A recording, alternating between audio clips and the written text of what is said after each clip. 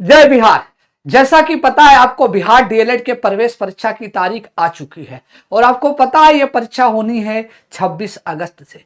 तो काफी दिनों से इस परीक्षा की डेट का जो है इंतजार था। खैर वो वक्त आ चुका है, तो अब आपको एकदम डट के मेहनत करना है और सरकारी कॉलेज पाने के सपने को पूरा करना है दोस्तों, ताकि इस सरकारी कॉलेज में आपका एडमिशन हो सके। तो आइए साथियों, हम आपको बता दें कि बिहार डीएलएड में 20 क्वेश्चन साइंस के आएंगे, मतलब 20 में 20 नंबर लाना है। इसी को देखते हुए इस सीरीज में हम लोग कुछ महत्वपूर्ण प्रश्नों को करेंगे ताकि बढ़िया तरीके से इस प्रश्नों का आंसर परीक्षा में दे ले जाए। तो जैसा कि पता है मेरे प्यारे साथियों, आपके पास पहला सवाल जो पूछे जाने की संभावना है वो ये है कि ध्वनि की गति कितनी होती है। तो अगर हम वायु की बात करेंगे तो वायु में जो ध्वनि की गति होती है वो लगभग 332 मीटर पर सेकंड होता है। दैट मीन्स आंसर क्या होगा, फटाफट आंसर करते चलिएगा और बताते चलिएगा कि वायु में ध्वनि की चाल कितनी होती है। 331 या 332 मीटर पर सेकंड होगा। अब आते हैं अगले सवाल, यही तुरंत पूछ लेगा कि जरा बताइएगा प्रकाश की चाल कितनी होती है। तो प्रकाश की चाल निर्वात में होती है 3 × 10⁸ मीटर पर सेकंड होगा। फटाफट करेंगे, इस 5-10 मिनट में हम लोग 20 प्रश्नों को करेंगे, वो शानदार प्रश्न सभी लोग। अब आते हैं दूसरा सवाल, कह रहा है कि मानव शरीर का सामान्य तापमान कितना होता है। केल्विन पैमाने पर पूछा है। अगर डिग्री सेल्सियस पैमाने पर पूछ लिया तब आप क्या बताओगे, 37 डिग्री सेल्सियस। अगर मान लीजिए डिग्री फ़ारेनहाइट पे पूछेगा तब आप बता दीजिएगा 98.5 डिग्री फ़ारेनहाइट। अगर वो केल्विन पे पूछ लिया तो 310 केल्विन होता है। तो मानव शरीर का सामान्य ताप केल्विन पैमाने पर 310 केल्विन होता है। अब अगले सवाल की तरफ बढ़ते हैं। अगला सवाल कहता है इनमें से कौन सा उष्मा का सबसे अच्छा चालक है। आपको बताना है पारा है, पानी है, चमड़ा है, बेंजीन है। तो इसमें सबसे अच्छा उष्मा का जो चालक होता है वो कौन हो जाएगा, आपका पारा हो जाएगा। इसीलिए पारा का इस्तेमाल जो है थर्मामीटर में करते हैं, बैरोमीटर में करते हैं, यहां तक कि ब्लड प्रेशर मापने वाली स्फेग्मोमैनोमीटर में भी किया जाता है। अब आते हैं अगले प्रश्न की तरफ, एक हीटर में तार किस चीज से बना होता है। तो जो हीटर होता है उस हीटर का जो कॉइल होता है या तार होता है वो किससे बना होता है। तो आप बता दीजिए सर, नाइक्रोम से बना होता है। और नाइक्रोम निकिल और क्रोमियम का एक प्रकार का एलॉय है, मिश्र धातु है। नाइक्रोम का प्रयोग इसलिए किया जाता है क्योंकि इसकी प्रतिरोधकता ज्यादा होती है, मतलब रेजिस्टेंस ज्यादा हो जाती है। ओके, अब आते हैं अगला प्रश्न है, गुरुत्वाकर्षण का सिद्धांत दिया किसने। तो बताइएगा थ्योरी ऑफ ग्रेविटी किसने प्रपोज किया था। तो आपको पता है मेरे प्यारे साथियों, थ्योरी ऑफ ग्रेविटी जी का जो वैल्यू बताया गया था वो आइजैक न्यूटन के द्वारा बताया गया था। आइजैक न्यूटन की बुक जिसका नाम है प्रिंसिपिया मैथमेटिका, इसी में डिस्क्राइब किया था। अब आते हैं साथियों, नेक्स्ट क्वेश्चन कह रहा है क्यूरी किसका मात्रक है। एकदम बढ़िया तरीके से आंसर करते जाइएगा, फटाफट आंसर करिएगा। तो बता दीजिएगा सर, क्यूरी जो होगा वो रेडियो एक्टिविटी का मात्रक होता है। हालांकि रेडियो एक्टिविटी के बहुत सारे मात्रक होते हैं, एक होता है क्यूरी, दूसरा होता है गीगर मूलर काउंटर, तीसरा होता है रदरफोर्ड और चौथा होता है बैकुरल। हालांकि इसके अलावा भी होता है। चलिए साथियों, अब आते हैं अगला है, सापेक्ष आर्द्रता को मापा जाता है। अगर आपसे पूछा जाएगा कि रिलेटिव ह्यूमिडिटी या सापेक्ष आर्द्रता कौन से यंत्र से मापा जाता है, तो हम बता देंगे हाइग्रोमीटर से। क्या बताएंगे, हाइग्रोमीटर से बता देंगे। हालांकि अगर और सवालों के बारे में बात करें तो कह रहा है हाइड्रोमीटर से क्या मापा जाएगा। तो जल का घनत्व, लैक्टोमीटर से दूध की शुद्धता और पोटेंशियोमीटर से क्या मापा जाता है। तो बता दीजिएगा पोटेंशियल डिफरेंस मापा जाता है या विभवांतर मापा जाता है।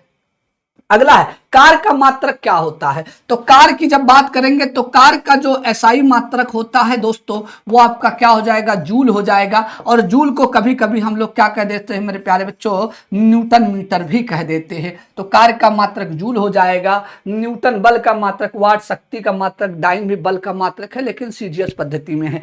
अब आते अगले प्रश्न की तरफ, न्यूट्रॉन की खोज किसने किया था। सबको पता होगा कि इलेक्ट्रॉन की खोज जे टॉमसन ने किया था। प्रोटॉन की खोज जो किया था वो गोल्डस्टीन ने किया था। प्रोटॉन शब्द का सबसे पहले प्रयोग रदरफोर्ड ने किया था। और न्यूट्रॉन की खोज करने वाले वैज्ञानिक का नाम था जेम्स चैडविक। कौन था दोस्तों, अरे जेम्स चैडविक थे। अब आते हैं अगले प्रश्न की तरफ बढ़ते हैं। जरा ये बताइएगा ब्रह्मांड में सबसे अधिक मात्रा में कौन सा तत्व पाया जाता है। अगर हम ब्रह्मांड की बात करेंगे तो ब्रह्मांड में सबसे ज्यादा पाया जाने वाला तत्व कौन सा, हाइड्रोजन, और दूसरे नंबर पर हीलियम आ जाएगा। ओके, लेकिन वायुमंडल में बात करेंगे तो वायुमंडल में सबसे ज्यादा कौन सा तत्व पाया जाता है, नाइट्रोजन, दूसरे नंबर पर ऑक्सीजन, तीसरे नंबर पर आर्गन, चौथे नंबर पर कार्बन डाइऑक्साइड हो जाता है। अगर पृथ्वी के क्रस्ट की बात करते हैं, मतलब भूपर्वटी की बात करते हैं, तो भूपर्वटी पर सबसे ज्यादा ऑक्सीजन पाया जाता है, दूसरे नंबर पर सिलिका पाया जाता है, तीसरे नंबर पर एल्युमिनियम पाया जाता है। तो ऐसे सवाल आपके परीक्षा में आएंगे, एकदम शानदार तरीके से करते रहिएगा।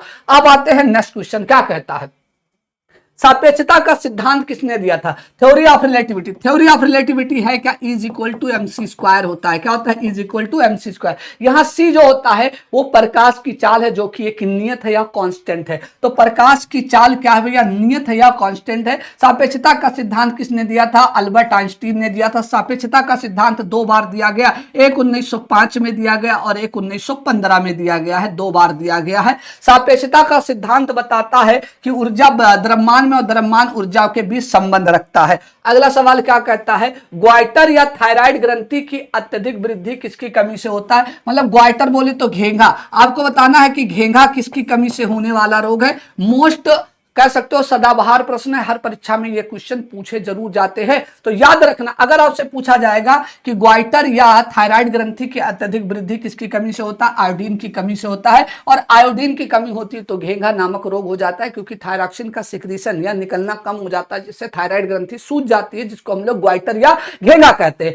अब आते हैं साथियों, अगला कहता है रक्त क्या है। सभी लोगों को बताना व्हाट इज ब्लड। तो blood is a fluid connective tissue. रक्त एक क्या है, तरल संयोजी ऊतक है। रक्त क्या है, एक तरल संयोजी ऊतक है। और भी बहुत सारे तरल संयोजी ऊतक होते हैं हमारे बॉडी में। एक होता है आपका ब्लड, दूसरा होता है बोन, तीसरा होता है कार्टिलेजेस होता है, चौथा आपका लिगामेंट होता है, पांचवा आपका टेंडन होता है। तो बहुत सारे जो होते हैं वो कनेक्टिव टिश्यू आपको देखने को मिलते हैं हमारे बॉडी के अंदर।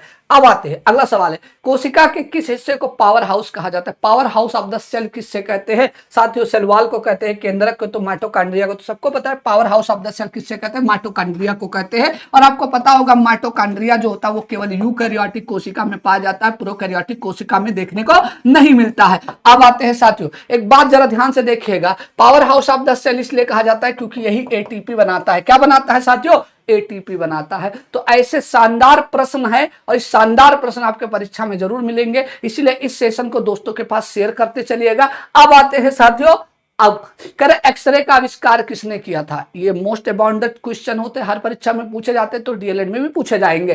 कह रहा है एक्सरे की खोज किसने किया था? तो याद रखना विल्हम रॉन्टगन ने किया था। किसने किया था? विल्हम रॉन्टगन ने किया था, ये बात याद। विल्हम रॉन्टगन ने इस एक्सरे की खोज करने की वजह से पहली बार इनको नोबेल प्राइज मिला, जो कि फिजिक्स का पहला नोबेल प्राइज था। अब आते हैं, अगला कवक के अध्ययन को क्या कहा जाता है? बहुत एग्जाम में पूछा जाता है। अगर आपसे कहा जाए कवक का अध्ययन क्या कहलाता है? माइकोलॉजी कहलाता है। क्या कहेंगे? माइकोलॉजी कहला। तो एक कवक और दूसरा शैवाल दोनों बहुत पूछे जाते हैं। तो कवक का अध्ययन विज्ञान की जिस शाखा में करते हैं उसे माइकोलॉजी कहते हैं, और शैवालों का अध्ययन विज्ञान की जिस शाखा में करते हैं उसे हम लोग क्या बोलते हैं? फाइकोलॉजी कहा जाता है। तो दोनों चीजें याद रखना, study of algae is called phycology, study of fungi is called mycology. Mycology का दूसरा नाम होता है माइसिटोलॉजी।